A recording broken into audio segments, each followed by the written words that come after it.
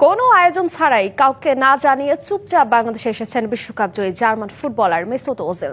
ঢাবি মেডিকেল সেন্টারের অধিনায়ক প্রকল্পের উদ্বোধনী অনুষ্ঠানে অংশ নিতে ওজিলের এই সফর। রোহিঙ্গা শরণার্থীদের সঙ্গে রমজানের প্রথম ইফতারে অংশ নেওয়ার কথাও রয়েছে এই বিশ্বকাপ জয়ী তারকার। বুধবার দুপুরে হঠাৎ করেই বাংলাদেশে হাজির বিশ্বকাপ জয়ী জার্মান ফুটবলার মেসুত ওজিল। অনেকটা নীরবেই কোনোরকম ঘোষণা ছাড়াই ঢাকায় পা রাখেন ওজিল।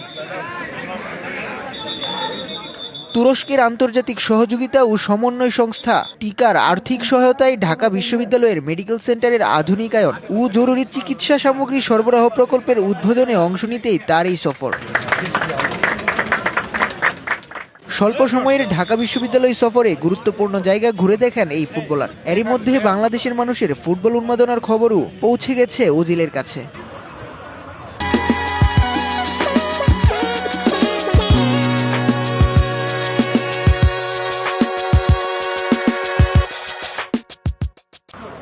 ঢাবির শহীদ বুদ্ধিজীবী doctor Mohammad Mortuza medical centre প্রাঙ্গণে আয়োজিত অনুষ্ঠানে উপস্থিত ছিলেন ঢাবি উপাচার্য অধ্যাপক ডক্টর নিয়াজ আহমেদ, তুরস্কের প্রেসিডেন্টের ছেলে নেকমেত্তিন বিলাল এরদোয়ান, বাংলাদেশে নিযুক্ত তুরস্কের রাষ্ট্রদূত, টিকার প্রেসিডেন্ট এবং ডাকসুর ভিপি সাদিক কায়েম সহ বিশিষ্ট ব্যক্তিবর্গ।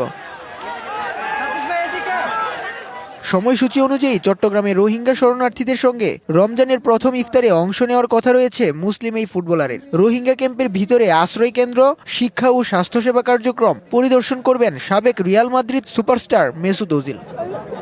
উৎস রশিদ, ডিবিসি নিউজ, ঢাকা।